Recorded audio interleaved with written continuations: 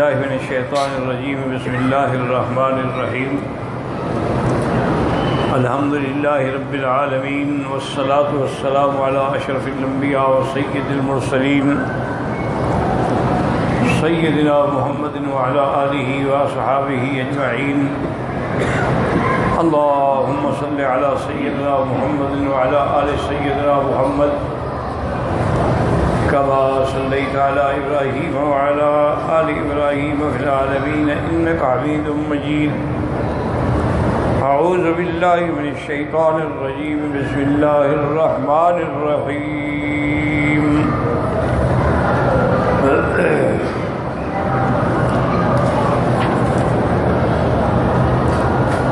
قال اخرج منها مذءوما مدحورا لمن تبعك منهم لأملأن جهنم منكم أجمعين ويا آدم اسكن أنت وزوجك الجنة فكلا من حيث شئتما ولا تقربا هذه الشجرة فتكونا من الظالمين فوسوس لهم الشيطان ليبدي لهما ما وري عنهما من سوآتهما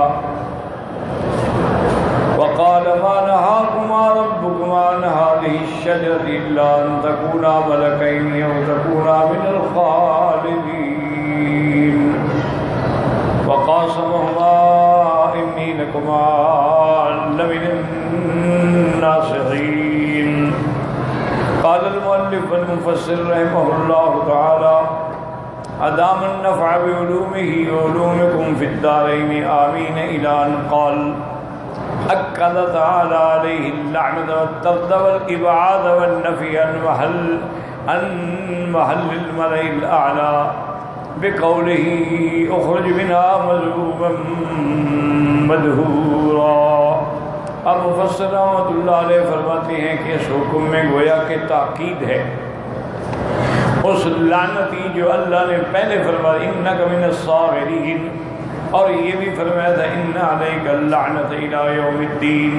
تو اب یہ دوبارہ حکم جو ہے وہ تاکید ہے کہ اس کو وہاں سے دور کیا گیا اور ملأ اعلیٰ سے نکال دیا گیا. تو فرمایا اخرج منها مذءوما مدحورا.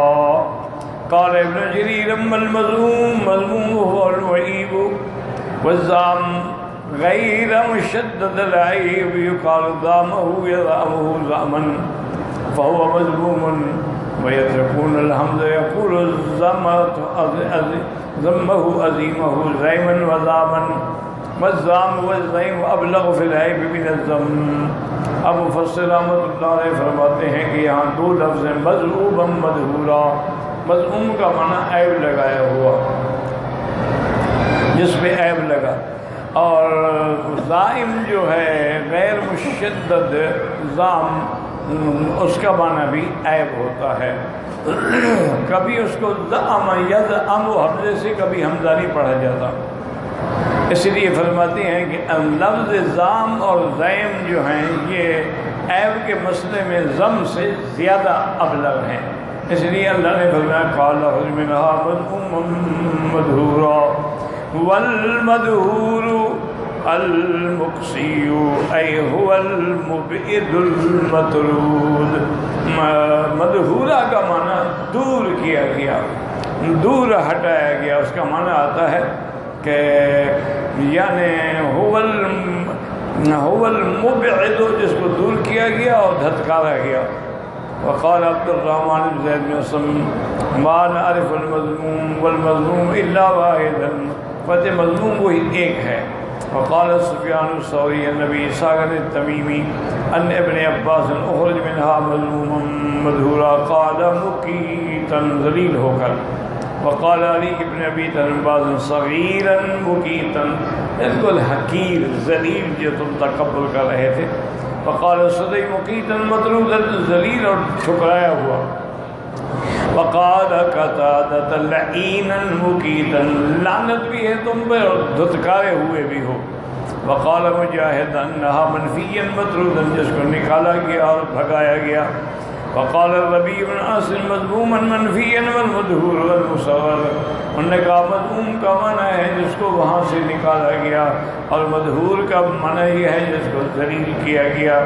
وقوله تبارک وتعالی تبعک منہم لأملأن جہنم منکم اجمعین. انہوں نے کہا کہ یا اللہ جیسے آپ نے مجھے نکالا ہے، آپ نے مجھے ملعون مرجوم مطرود کیا ہے، تو میں بھی سب کو گمراہ کروں. فرمایا تم جتنا مرضی ہے کر لو. لمن تبعک منہم، جو تیری اتباع کریں گے، تیرے کہنے پہ چلیں گے، لأملأن جہنم منکم اجمعین، میں پھر تم سے جہنم کو بھروں گا. كقوله تعالى قال ذرهم تبعك منهم فإن جهنم جزاؤكم جزاء موفورا. حکم ہوا چونکہ جو لوگ بھی اس کی پیروی کریں گے ان کے لیے جزا جو ہے جہنم ہے. واستفزز من استطعت منهم بصوتك صوتك واجلب عليهم بخيلك. لگاؤ دو تم اپنی آواز سے بھی اور اپنے لشکر سے بھی اور اپنے پیادہ سے بھی. شارکهم بالاموال والاولاد وعدهم، اور ان کے مال اولاد میں بھی شریک ہو جاؤ. وعدهم، اور ان کو جھوٹے وعدے دے. وعدهم الشیطان الا غرورا. یہ سب کچھ کرو لیکن ان عبادی لیس لک علیہم سلطان وکفی بربک وکیلا. لیکن جو میرے بندے ہیں ان پہ تیرا کوئی زور نہیں چلے گا. ان کی حفاظت کے لیے اللہ کی ذات کافی ہے. اور فرمایا یا آدم اسکن انت وزوجک الجنۃ فکلا من حیث شئتما ولا تقربا هذه الشجرة فتكونا من الظالمين. فوسوس لهما الشيطان ليبدي لهما بنيانهما من سوآتهما وقال ما نهاكما ربكما عن هذه الشجرة إلا أن تكونا ملكين أو تكونا من الخالدين. وقاسمهما إني لكما لمن الناصحين. يذكر تعالى أنه أباح لآدم عليه السلام وزوجته حواء الجنة يأكلا منها من جميع ثمارها إلا شجرة واحدة. اب اللہ تبارک و تعالیٰ ذکر فرماتے ہیں اس آیت میں کہ اللہ نے آدم اور آدم علیہ السلام کی بیوی حوا کو جنت کی ہر نعمت عطا فرما دی کہ کھائے پیے، بس ایک درخت ہے اس کے پاس نہیں جانا. وقد تقدم الکلام علی ذلک فی سورۃ البقرہ. سورۃ البقرہ کے اندر بڑی تفصیل سے اس پہ بات ہو چکی ہے. فعند ذلک حسب الشیطان وسعى في المغرب والوسوسة والخطيئة ليسلبهما ما هما فيه من نعمتي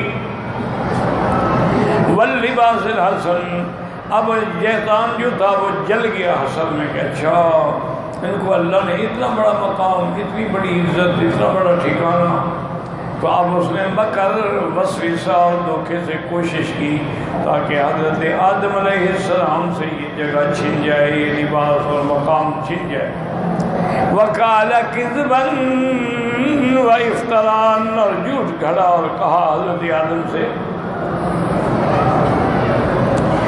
مَا نَهَاكُمَا رَبُّكُمَا عَنْ هَٰذِهِ الشَّجَرَةِ إِلَّا أَن تَكُونَا مَلَكَيْنِ أي ألا تكونا ملكين أو خالدين هاهنا ولو أنكما أكلتما منها لحسن لكما ذلكما. تو اس نے کہا کہ اللہ نے آپ لوگوں کو جو منع کیا ہے نا کہ اس درخت کے قریب نہ جاؤ، اگر یہ درخت کا پھل تم کھا لو تو تم تو بالکل صفات ملکوتیہ میں آ جاؤ گے اور ہمیشہ یہاں رہنے والے بن جاؤ گے. وَلَوْ أَنَّكُمَا أَكَلْتُمَا مِنْهَا تَرَكْتُمَا ذَلِكَ، تمہیں اس درخت کے چکھنے سے یہ دو نعمتیں ملیں گی، ایک قوت ملکیہ اور ایک جنت میں ہمیشہ رہنے کا. وَقَوْلُهُ كَقَوْلِهِ يَا آدَمُ هَلْ أَدُلُّكَ عَلَىٰ شَجَرَةِ الْخُلْدِ وَمُلْكٍ لَا يَبْلَىٰ.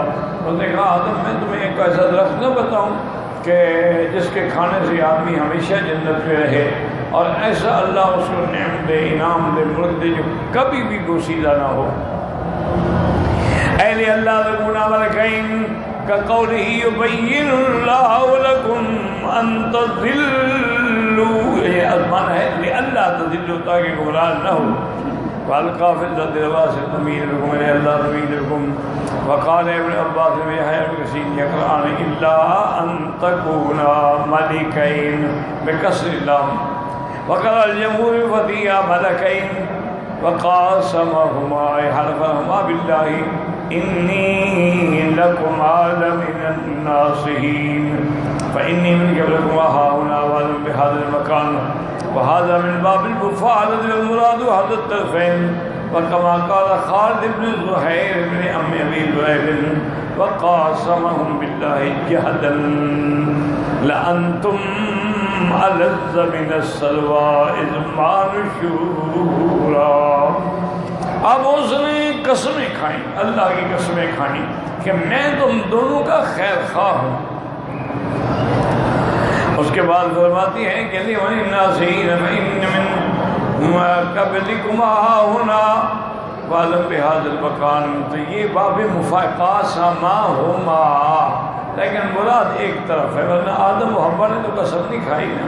حلفهما بالله لا اتخذهما قد خذ المؤمن بالله. جب اللہ کی قسم کھائی تو حضرت آدم اور بی بی حوا دھوکے میں آ گئے،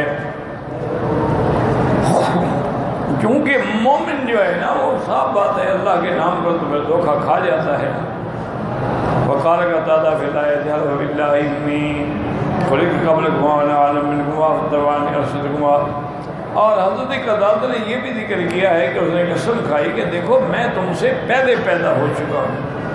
جنات جو تھے وہ انسانوں سے پہلے پیدا کیے گئے ہیں، لہذا میں جتنا جانتا ہوں تم نہیں جانتے ہو. اگر تم میرے ساتھ چلو گے، میری پیروی کرو گے تو میں تمہیں بہترین راستہ دکھاؤں گا. وَكَانَ بَعْضُ الْعَلْمِ يَقُولُ مَنْ خَدَعَنَا بِاللَّهِ إِنْ خَدَعْنَا لَهُ. بعض مفسرین اور علماء فرماتے تھے کہ بھائی جو ہمیں اللہ کے نام پہ دھوکہ دے وہ تو ہم کھا لیں، کیونکہ اگر کوئی آدمی اللہ کے نام پہ دھوکہ دے، اللہ کی قسم کھائے تو ہم کیسے اعتبار نہ کریں. فَدَلَّاهُمَا بِغُرُورٍ فَلَمَّا ذَاقَا الشَّجَرَةَ بَدَتْ لَهُمَا سَوْآتُهُمَا وَاتَّفِقَا يَخْصِفَانِ عَلَيْهِمَا مِنْ وَرَقِ الْجَنَّةِ وَنَادَاهُمَا رَبُّهُمَا أَلَمْ أَنْهَكُمَا عَنْ تِلْكُمَا الشَّجَرَةِ وَأَقُلَّ لَكُمَا إِنَّ الشَّيْطَانَ لَكُمَا عَدُوٌّ مُّبِينٌ. قَالَا رَبَّنَا ظَلَمْنَا أَنفُسَنَا وَإِن لَّمْ تَغْفِرْ لَنَا وَتَرْحَمْنَا لَنَكُونَنَّ مِنَ الْخَاسِرِينَ. وقال سعيد بن عن قتادة عن الحسن عن أبي بن كعب رضي الله عنه قال كان آدم رجلا طوالا كأنه نخلة سهوك كثير شعر الرأس فلما وقع فيما وقع في الخطية بدت له عورته عند ذلك وكان لا يراها فانطلق هاربا في الجنة وتعلقت برأسه شجرة من شجر الجنة فقال لها ارسليني فقالت إني غير مرسلتك. قتادہ فناداه ربه عز وجل يا آدم أمني تفر قال يا رب إني استحييتك. اب مفسر رحمۃ اللہ علیہ فرماتے ہیں کہ حضرت ابی بن کعب رضی اللہ تعالیٰ عنہ سے بھی روایت ہے کہ آدم علیہ السلام جو تھے بڑے ماشاءاللہ طویل القامت تھے، لمبا قد تھا، کھجور کا درخت ہوتا، اور آپ کے بال جو تھے وہ بھی بہت زیادہ تھے سر کے. جب آپ غلطی میں پڑ گئے تو اب آپ کا جو سطر تھا وہ کھل گیا، حالانکہ پہلے آپ کبھی سطر پہ نظر نہیں ڈالتے تھے. انطلق ہاربا، اب دوڑے جنت میں کہ بھی کوئی پتے درخت کوئی چیز مل جائے جس سے میں اپنا بدن جو ہے چھپاؤں. تو ایک درخت جو ہے اس نے اس کے سر کے بالوں میں اٹک گیا اور پکڑ لیا. تو انہوں نے کہا کہ بھی مجھے چھوڑ دے. انہوں نے کہا انی غیر میں تمہیں نہیں چھوڑ. فناداہ ربہ عز وجل، اب اللہ نے فرمایا کہ یا آدم امنی، مجھ سے بھاگ رہے ہو، کہاں بھاگو گے؟ انہوں نے کہا یا اللہ میں حیا سے بھاگ رہا ہوں.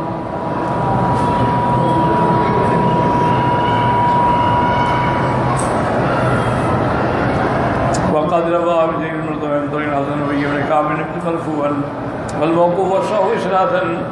وقال عبد الرزاق وأنبأنا سفيان بن عيينة وابن المبارك أنبأنا الحسن بن عمارة بن هذا بن عمرو عن سعيد بن جبير بن عباس قال كانت الشجرة التي نهى لنا آدم السنبلة. وہ درخت جو ہے وہ سنبلہ تھا. فلما أكلا منها بدت لهما سواتهما وكان العباد عنهما من سواتهما أظفارهما وطفقا يخصفان عليهما ببرق الجنة. تو بہرحال ان کے سطر جو تھا عورہ جو تھا وہ کھلا. پہلے اس سے آدم علیہ السلام نے کبھی نظر جو ہے وہ نہیں ڈالی تھی. ورق التین ينطقان بعضه إلى بعض. انجیل کے درخت کے پتے لے کے بدن پہ لپیٹے. فانطلق آدم علیہ السلام والین فی الجنتی فعلقت براسه شجرة من الجنة وناداه الله يا آدم إني لفرك الله ولكني استحييت يا ربي. قال ما كان لك فيما منعتك من الجنة. میں نے تمہیں جنت دی. وأبحتك منها مندوحة أما حرمت عليك. میں نے جو چیز تمہیں منع کر دی تھی اس کے علاوہ تمہیں ساری نعمتیں عطا فرمائیں. قال بلا یا رب ولكن وعزتك ما سبحان علی قلبك كاذبا. حضرت آدم علیہ السلام نے عرض کیا کہ یا اللہ میں یہ سوچ ہی نہیں سکتا تھا کہ آپ کے نام پر کوئی جھوٹی قسم کھائے گا. تو جب اس نے آپ کے نام پر قسم کھائی تو ہم نے بھی اعتبار کر لیا. قال وهو قول الله عز وجل وقاسمهما إني لكما لمن الناصحين. قال فبعزتي لأهبطنك إلى الأرض ثم لا تنال العيش إلا كدا. اللہ نے فرمایا ہم آپ کو زمین پہ اتاریں گے اور پھر راحت و آرام محنت سے ملے گا, مفت نہیں ملے گا. یہاں اللہ نے سب کچھ دے دیا تھا. قال فأهبط من الجنة وكان يأكلان منها رغدا فأهبط إلى غير رغد من طعام وشراب. اب جہاں اتارا گیا تو وہاں تو وہ جنت کے پھل اور پانی اور نعمتیں نہیں تھی. فعلم صنعت الحدید. پھر انہوں نے لوہا کی جو کام ہے وہ سیکھا اور کھیتی باڑی سیکھی. فحرث وزرع. پھر انہوں نے کھیتی باڑی کی. ثم سقاط اذا بلغ حصد. پھر اس کے بعد اس کو پانی پلاتے رہے اور جب فصل پک گئی تو اس کو کاٹا. ثم داسو. پھر اس کو پیسا. ثم زرعه ثم طهره. پھر اس کو پیسنے کے بعد آٹا بنایا. پھر اس کو آٹے کو پانی سے گوندا معجون بنایا. پھر اس سے روٹی بنائی. ثم اکله یعنی فلم یبلغ حتی بلغ منه ما شاء اللہ. تو اب ایک روٹی کے لیے ان کو اتنی بڑی محنت جو ہے وہ کرنی پڑی کہ پہلے آدمی گندم لگائے, پھر گندم جب پک جائے تو اس کو کاٹے, پھر اس کے بعد جناب اس کے دانے نکالے اور بھوسا الگ کرے, پھر دانوں کو پیسا جائے آٹا بنے, پھر آٹا لے کے گھر آئے تو اس میں پانی ڈال کے گوندھا جائے, پھر جب اس میں خمیر آ جائے تو پھر روٹی پکائی جائے, پھر آگ پہ پکنے کے بعد پھر آدمی کو ایک نوالہ نصیب ہوتا. کتنی مشقت کے بعد ایک نوالہ مل رہا ہے. جنت میں تو کوئی مشقت نہیں تھی, وہ تو ہر چیز بنی بنائی تیار نہیں تھی. وقال الصوری بغیر من حال میں عمر سعید بن جبیر عباس متفقا یخصفان علیہما من ورق الجنہ. تفقا جال ہے, شروع ہو گئے کہ پتے پکنے اور بدن پہ رکھتے جائیں. اور کہتے ہیں کہ وہ انگور کے درخت کا پتا تھا. وقال مجاہد جعلا یخصفان علیہما من ورق الجنہ کحیۃ الصوب. کپڑے کی طرح بدن پہ رکھتے گئے. وقال ابن منبہ فی قوله لباسهما قال كان لباس آدم وحواء نورا على فروجهما لا يرى هذا عورت هذه ولا هذه عورت هذا. حضرت آدم اور بی بی حوا کو اللہ نے نورانی لباس عطا فرمایا تھا. تو آدم علیہ السلام نے بھی کبھی حوا کے بدن پہ شرمگاہ پہ نظر نہیں ڈالی اور بی بی حوا نے بھی کبھی آدم کے بدن پہ نظر نہیں ڈالی. فلما اکلا من الشجرۃ بدت لهما سوآتهما. اب جب درخت کو کھا بیٹھے تو وہ آپ کا جو سطر تھا وہ کھل گیا اور عورت جو تھا وہ ظاہر ہو گیا۔ رواہ ابن جوی سند صحیح نہیں رہی۔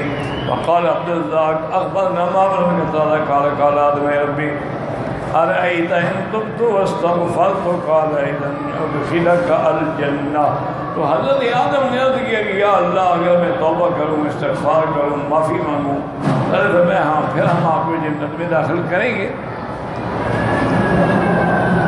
وَأَمَّا إِبْلِيسَ فَلَمْ يَسْأَلْهُ التَّوْبَةَ وَسَأَلَهُ النَّذْرَ۔ آدم علیہ السلام نے توبہ مانگی تو اللہ نے توبہ عطا فرمائی، لیکن ابلیس نے توبہ نہیں مانگی بلکہ اس نے مہلت مانگی کہ مجھے لمبی زندگی دے دو تاکہ تیرے بندوں کو میں گمراہ کر سکوں۔ فَأَتَى كُلُّ وَاحِدٍ مِّنْهُمْ الَّذِي سَأَلَهُ، جو جس نے مانگا اللہ نے دے دیا۔ آدم نے توبہ مانگی، توبہ مل گئی۔ ابلیس نے مہلت مانگی، مہلت مل گئی۔ قال حدثنا قاسم قال حدثنا حسین قال حدثنا عباد بن عبام سفیان بن حسین ان یاد بن سمن سعید بن جبیر بن باسم قال لما اكل آدم من الشجرة قيل له لما اكلت من الشجرة التي نهيتك عنها، جس سے میں نے منع کیا کیوں کھایا؟ قال حوا امرتنی، تو نے کہا کہ بی بی حوا نے مجھے کہا ہے۔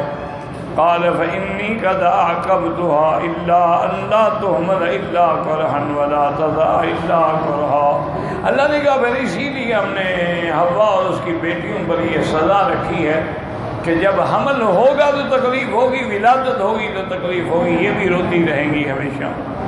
قال فإن ذلك حوا فقيل لها الجنة عليك وعلى ولدك، اور رونے لگے، نکالی یہ تو ابھی آگے جا کے تم نے اور تمہاری پوری نسل نے رونا ہے۔ فقال ذاك مزاحم في قول ابن ظلمنا انفسنا فإن لم تغفر لنا وترحمنا لنكونن من الخاسرين، یہ الکلمات التي تلقاها آدم من ربه، یہ وہ کلمات ہیں جو اللہ نے آدم کو سکھلائے۔ الحمدللہ ہم نے یہ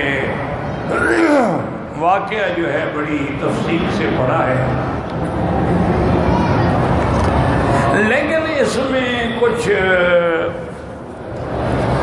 مشکل مقام بھی ہیں۔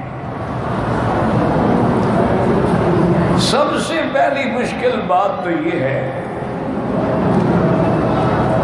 کہ ملعون نے کہا کہ اگر تم اس درخت کا پھل کھا لو گے ان تکونا ملکین، تم فرشتے بن جاؤ گے اور تم ہمیشہ جنت میں رہنے والے بن جاؤ گے۔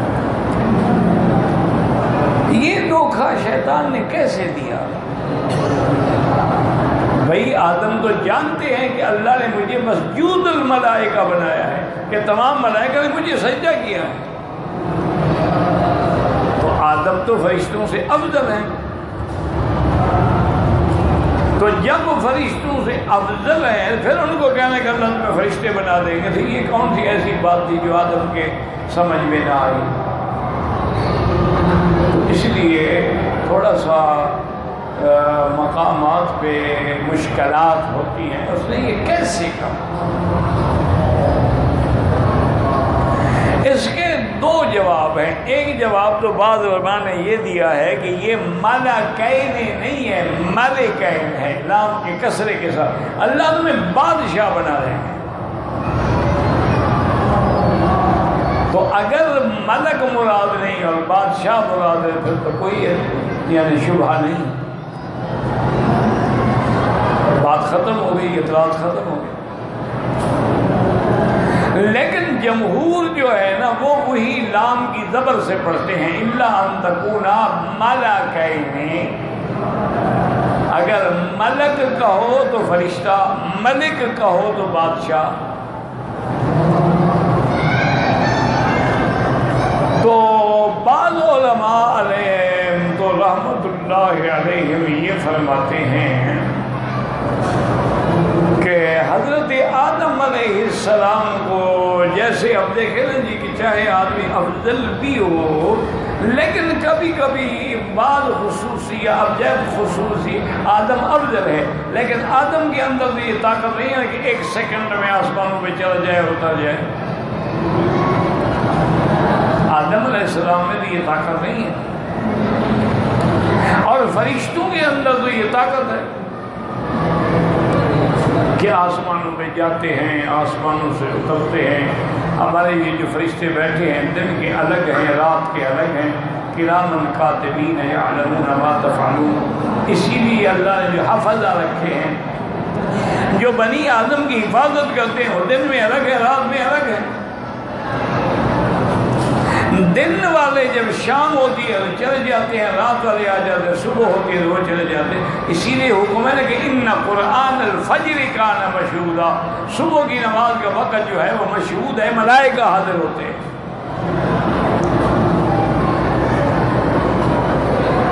تو اس لیے یعنی اس نے بھی حضرت آدم علیہ السلام کو یہ دھوکہ دیا کہ بھئی جب تم فرشتے بن جاؤ گے اور ہمیشہ یہاں رہو گے.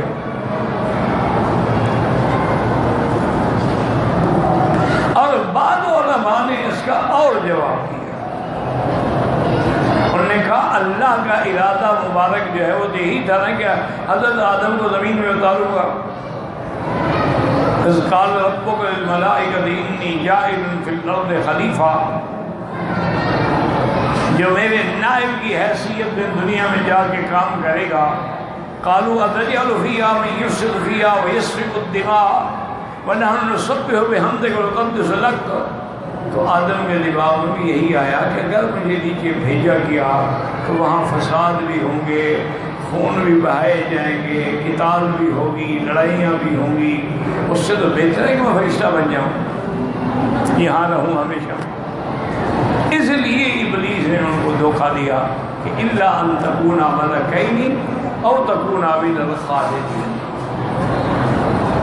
اچھا وقاسمہما، یہ مفاعلہ ہے، اور مفاعلہ جو ہے نا دونوں طرف سے ہوتا ہے.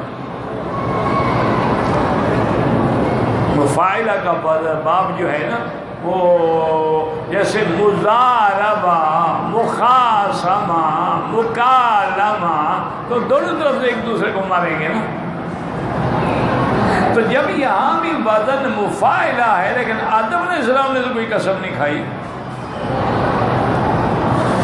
لیکن وزن مفاعلہ اس لیے کہ احیاناً کبھی کبھی یہ بھی ہوتا ہے کہ وزن مفاعلہ ہوتا ہے لیکن ہوتا ایک جانب سے، دوسری جانب سے نہیں ہوتا. کیا مانا؟ جب بار بار قسم کھائے گویا کہ دونوں، ورنہ وہ تھا صرف ابلیس نے ہی قسم کھائی. ہے باب مفاعلہ لیکن ہے ایک جانب سے. یہ دو باتیں ہیں. اور تیسری بات جو ہے میں نے اب یہاں بھی ان نے روایت نقل کی ہے کہ اس سے مراد سنبلہ ہے، یعنی گندم کا جو اوپر لگتا ہے اس کو سنبلہ کہتے ہیں. فی کل سنبلۃ مئۃ حبہ، ہر ایک سنبلہ میں 100 دانہ قرآن میں آتا ہے. تو بہرحال اصل وجہ یہی ہے کہ یہ بزرگ جو ہیں سابقہ کتابوں کی روایات کو دیکھ کے نقل کر دیتے ہیں کہ چلو پڑھنے والوں کو سارے معلومات ہو جائیں. اور کچھ یہ بھی ہوتا ہے کہ اللہ کے نیک بندے جو ہیں وہ سب کو نیک سمجھتے ہیں. جیسے ہندوستان میں ایک بزرگ تھے، حافظ جی ان کو کہتے تھے، بچوں کو پڑھاتے تھے. اب اس زمانے میں گھڑیاں تھیں نہیں، تو انہوں نے میخیں لگائی ہوئی تھیں کہ بھی یہاں اگر سورج آئے گا تو یہ عین سر پہ ہے، یہاں آئے گا تو دیوال ہو جائے گا، دیوال ڈھل جائے گا، یہاں آئے گا تو ظہر کی وقت ہو جائے گا. سب انہوں نے میخیں لگائی ہوئی تھی. اچھا اب طلباء جو ہے وہ کیا کرتے ہیں، میخ کو کھاڑ کے ذرا آگے لگا دیتے ہیں تو وہاں سایہ آ جاتا تو آگے استاد دیکھو ٹائم ہو گیا چھٹی دے ہمیں. استاد دیکھتے اچھا بھائی چھٹی. ایک دن 2 دن 3 دن گزرے تو ان کے والدین آئے کہ حضرت بچے تو بجائے 12 بجے آنے کے 10 بجے گھر آ جاتے ہیں. انہوں نے کہا بھی نہیں، ہم نے تو ہمیشہ ان کو وقت پہ چھٹی دی ہے. انہوں نے کہا حضرت وہ 10 بجے گھر آ جاتے ہیں. انہوں نے کہا وہ کہتے ہیں وقت ہو گیا، میں کہیں آگے لگا دیتے ہیں. فرمایا بھائی مسلمان کا بچہ جھوٹ نہیں بول سکتا، آپ کو کوئی غلط فہمی ہوئی ہے، وہ مسلمان کی اولاد ہے، وہ کیسے جھوٹ بول سکتے ہیں؟ میں یہ بات نہیں مانتا کہ مسلمان کا بچہ جھوٹ بول سکتا ہو۔ اور کتنے سیدھے لوگ ہیں بھائی، سارے والدین سامنے کھڑے ہیں، رو رہے ہیں، وہ کہتے نہیں مسلمان کا بچہ جھوٹ نہیں بول سکتا۔ تو اس لیے بعض مومن لوگ جو ہیں، اللہ والے جو ہیں، وہ جلدی دھوکہ بھی کھا جاتے ہیں، وہ سب کی بات مان لیتے ہیں، یار یہ مسلمان ہے، نماز پڑھتا ہے، کیوں جھوٹ بولے گا، کیوں ایسی بات کرے گا؟ تو اسی طرح یہ حال روایات میں بھی ہوتا ہے کہ کسی کو جو کوئی روایت بھی نہیں، انہوں نے تحقیق نہ کی اور کتاب میں لکھ دیا۔ اسی لیے ہمیشہ یاد رکھیں، ایک موٹی بات پلے باندھنے انشاءاللہ کبھی گمراہ نہیں ہوں گے کہ جس بات کو اللہ نے واضح نہیں کیا، اب ہمو کما ابہمہ اللہ، جس کو اللہ نے مبہم رکھا ہے تم بھی مبہم رکھو، اس میں بحث میں پڑھو ہی نہیں، اگر پڑھو گے تو پھر بھٹک جاؤ۔ مثلا الف، اب قرآن میں حروف مقطعات ہے، الف لام میم، اللہ جانتا ہے کیا معنی ہے۔ جب اللہ نے بیان نہیں فرمایا، حضور پاک نے بھی بیان نہیں فرمایا، ہم کیوں بحث کریں؟ لیکن جناب بہت سارے لوگ ہیں تو انہوں نے لوگوں کو مطمئن کرنے کے لیے بڑی بڑی تعویلات کی کہ الف سے مراد اللہ ہے، لام سے جبریل ہے اور میم سے محمد الرسول اللہ ہے، یعنی اللہ نے قرآن بھیجا، جبریل لایا اور حضور پہ قرآن بھیجا گیا۔ انہوں نے کہا دیکھو جی کتنا بڑا عالم ہے، اس نے الف لام میم کا معنی بتا دیا۔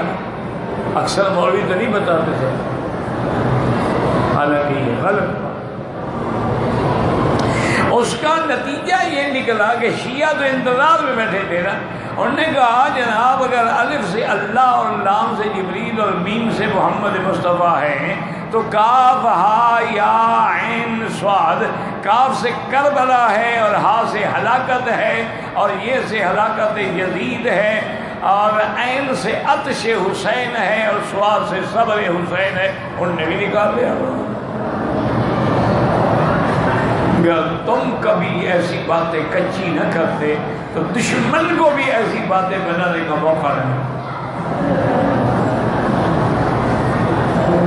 تم لوگوں نے بھی یعنی اذان سے پہلے صلاۃ و سلام پڑھنا بنا دیا اور اذان کے بعد صلاۃ و سلام بڑھا دیا، تو شیعہ کو بھی موقع ملا۔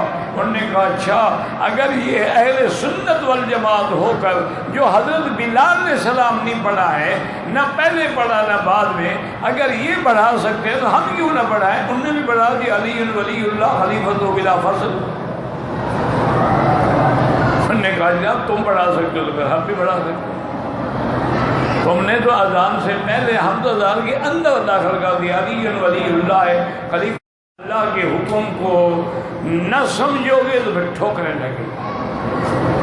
اللہ نے نہیں بتایا، اس لیے جو بڑے محقق ہیں وہ کہتے ہیں اللہ اعلم بمرادہ، بھی حروف مقطعات کا معنی ہے اللہ جانتے ہیں بس۔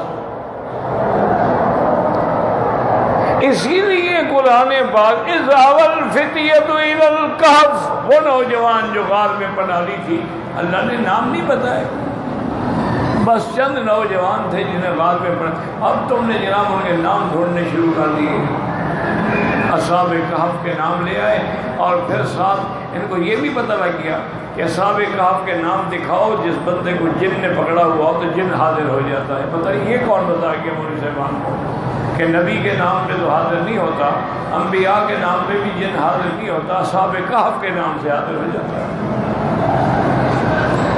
انا للہ و انا الیہ۔ تو اس لیے ہمیشہ یہاں بھی لفظ تھا کہ اللہ نے انہیں ایک درخت سے منع کیا، وہ درخت کون سا تھا اللہ جانتا، بس زیادہ بحث میں نہ۔ اگر ضروری ہوتا تو اللہ درخت کا نام، دیکھو نا آخر زیتون کے درخت کا نام لیا ہے نا قرآن نے کہ شجرۃ مبارکۃ زیتونۃ لا شرقیۃ ولا غربیہ، یکاد زیتها یضیء ولو لم تمسسہ نار. اللہ نے فیہما فاکہۃ النخل والرمان، کھجور کا، انگور کا، انار کا نام لیا ہے نا، یہاں بھی نام لے لیتے. تو اللہ نے جب نام نہیں لیا ہے تو ہمیں بھی بحث میں نہیں پڑھنا چاہیے.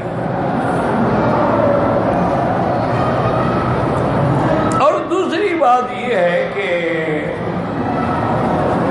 بھئی جنت میں تو شریعت ہوگی ہی نہیں.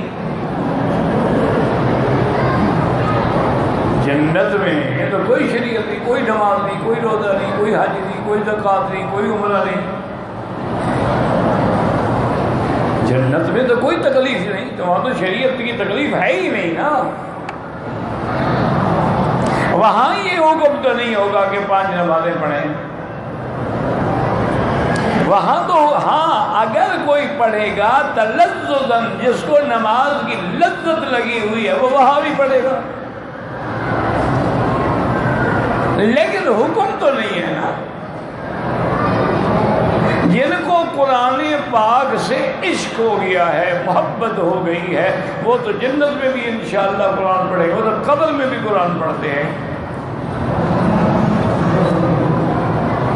اسی لیے ایک صحابی نے حضور کی خدمت میں عرض کیا کہ یا رسول اللہ، ہمارے گھر آپ کو پتہ ہے کہ تنگ ہوتے ہیں، میرا گھوڑا بھی بندھا ہوا تھا اور میرا چھوٹا بچہ جو ہے وہ بھی سو رہا تھا، اور میں تہجد میں کھڑا ہوا سورۃ تبارک الذی بیدہ الملک پڑھ رہا تھا.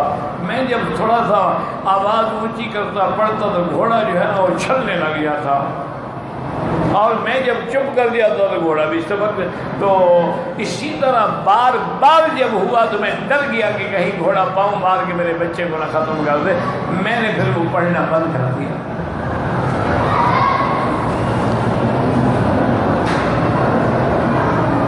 تو اللہ تبارک و تعالیٰ نے فرمایا کہ وہ ملائکہ اوپر آئے ہوئے تھے، ان کی وجہ سے اچھل رہا تھا. اب دیکھیں اللہ کی شان ہے کہ فرشتے آئے، غشیتہم الرہبہ حفتہم الملائکہ. جب قرآن کی مجلس سے تو ملائکہ آ جاتے ہیں، لیکن جانور دیکھ رہا ہے، بندہ نہیں دیکھ رہا. بندہ دیکھتا تو حضور سے نہ پوچھتا.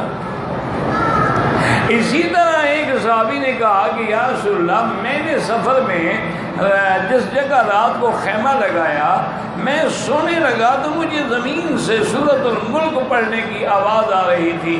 اور میں اچھا تم نے غلطی کی، وہاں قبر تھی، وہ صاحب القبر جو ہے وہ پڑھ رہا تھا. اس لیے ہمیشہ یاد رکھیں کہ جن چیزوں کو اللہ نے چھپایا ہے نا جی، بس ان کو چھپایا جائے، اس بحث میں نہ پڑو. بس ایک اچھا یہ تکلیف کیسے، آدم کو کیسے کہا گیا کہ آپ ہر چیز کھائیں الا اس درخت کے قریب نہیں جانا؟ تو وہاں تو تکلیف ہوتی نہیں، تو ان کے لیے کیسے حکم آ گیا؟ اچھا پھر ان کی غلطی ہو گئی تو سزا بھی وہی مل گئی. وہ کھا بیٹھے تو وہی سزا بھی مل گئی. تو جنت میں تو سزا نہیں ہوتی. یہ تو قرآن میں فَأَكَلَا مِنْهَا وَبَدَتْ لَهُمَا سَوْآتُهُمَا، جب دونوں نے کھا لیا تو سطر کھل گیا. اللہ اکبر. تو بھائی نہ وہاں تکلیف ہے، نہ جنت میں احکام ہیں، نہ وہاں جزا سزا ہے، تو آدم کے لیے کیسے سزا آ گئی؟ یہ ایک بہت بڑا مشکل مسئلہ ہے. آپ کے لیے تو خیر کچھ نہیں، چونکہ آپ کو الحمدللہ شوق ہی نہیں قرآن سننے سمجھنے کا. یہاں تو طالب جو ہے نا، مگر ان کو بھی پتہ نہیں ہوتا سبق کہاں سے ہے. بیٹھ گئے ہو ٹھیک ہے، بیٹھنے کا ثواب تو خیر ملے گا ان کو. یاد رکھیں کہ جنت میں سزا نہیں، جزا نہیں، تکلیف نہیں، شریعت نہیں، نماز نہیں، روزہ نہیں. کب؟ جب مرنے کے بعد اٹھ کے دوسری زندگی ملے گی اور جنت والے جنت میں جائیں گے، جہنم والے جہنم میں جائیں گے، اب وہ احکام مرتب ہوں. ابھی تو ہم وہ عالم آخرت آیا ہی نہیں ہے نا. بات کو سمجھیں کہ وہ جو ہے کہ جنت میں تکلیف نہیں ہوگی. کب؟ جب جنت میں جنت والے جائیں گے. اور وہ کب جائیں گے؟ مرنے کے بعد. اب اگر جنت میں حضرت آدم کو اللہ نے حکم دیا تو ٹھیک ہے. آدم علیہ السلام سے خطا ہوئی تو فوری سزا بھی مل گئی، بالکل ٹھیک ہے.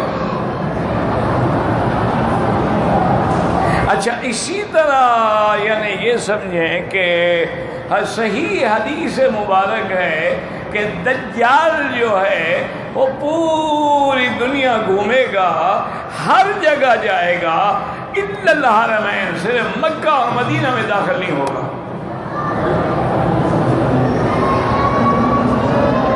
کیوں؟ فرمایا حضور نے علی انقابها الملائکہ، مکے اور مدینے کی حدود میں اللہ کے فرشتوں کا پہرا ہوگا. جب دجال آئے گا تو مار مار کے بھگا دیں گے.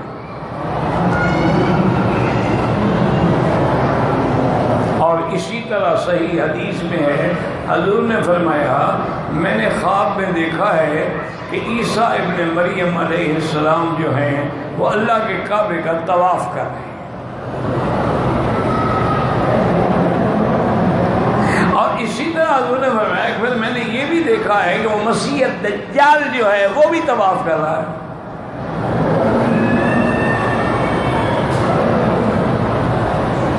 اچھی طرح سمجھا کریں. مشکل یہی ہے کہ آدمی حدیث تو پڑھ لیتا ہے لیکن سمجھتا نہیں. بھی حدیث میں ہے، بھی حدیث میں ہے، کیا ہے حدیث میں، میں سمجھا بھی ہے تم.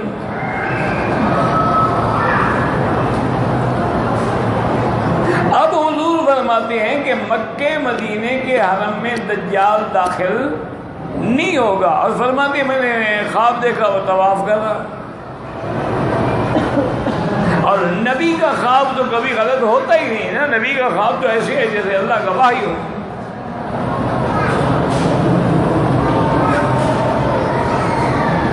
یہ قربانی جو ہے حضرت ابراہیم کا خواب ہے نا.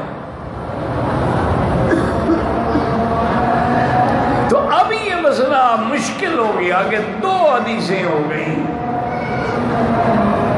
تو علماء نے اللہ ان کی قبروں پہ کروڑوں رحمتیں فرمائے، انہوں نے مسئلہ حل کر دیا. انہوں نے کہا جناب دجال جب دجالیت کا دعویٰ کرے گا، دجال بنے گا، تو اب مکہ مدینے میں داخل نہیں ہوگا. پہلے اگر آئے تو کیا ہے؟ دیکھو نا، ابلیس بھی تو پہلے فرشتوں کے ساتھ رہتا تھا نا. ابلیس تو بعد میں بنا نا، جب اللہ کی اس پہ لعنت پڑی. پہلے تو فرشتوں کے ساتھ مالا اعلیٰ میں رہتا. اس لیے اگر دجال بھی طواف کر رہا تھا تو کوئی بڑی بات نہیں ہے.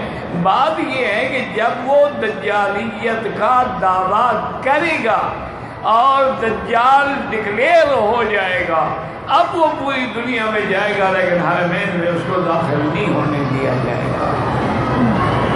تو اس لیے سمجھیں کہ جنت میں تکلیف نہیں ہوگی.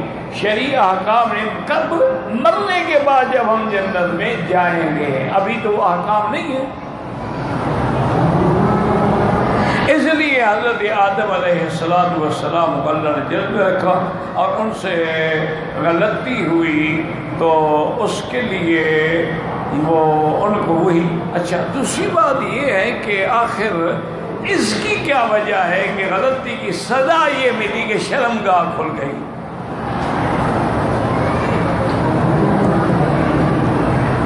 یہ کیا وجہ؟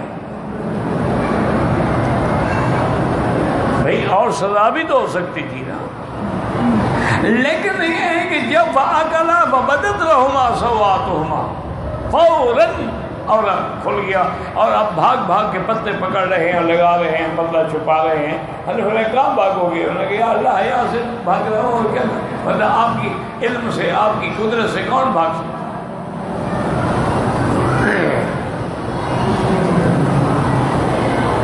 وجہ یہ ہے، یاد رکھو کہ سب سے بڑی چیز جو ہے وہ بندے کا لباس ہے. جب لباس اتر جائے تو بات ختم ہو گئی. لباس التقوی ذالک خیر، وہ جو پرہیزگاری کا لباس ہے وہ سب سے بہتر ہے۔ اچھا اب لباس اتر جائے گا، چہرہ کھل جائے تو کوئی بات نہیں، ہاتھ کھل جائے تو کوئی بات نہیں، پاؤں کھل جائے تو کوئی بات نہیں، اصل بات تو وہ عورت تھی نا کہ ناف سے لے کر گھٹنے تک کا حصہ جو ہے اب یہ کھل جائے تو یہ ہے سزا۔ اور یہی سے ہمیں یہ بھی سبق ملا کہ سب سے پہلے جو ابلیس حملہ کرتا ہے وہ یہی کرتا ہے کہ مرد اور عورت کے شرمگاہوں کو ننگا کرتا ہے، لباس اترواتا ہے۔ جب لباس اتر گیا تو باقی گناہ خود بخود ہوتے چلے جاتے ہیں۔ اس لیے اللہ تبارک و تعالیٰ نے قصہ آدم علیہ السلام کو بڑی تفصیل سے بیان فرمایا ہے، اور پھر جنت میں ہی ان کو اللہ نے معافی بھی عطا فرما دی۔ واللہ اعلم۔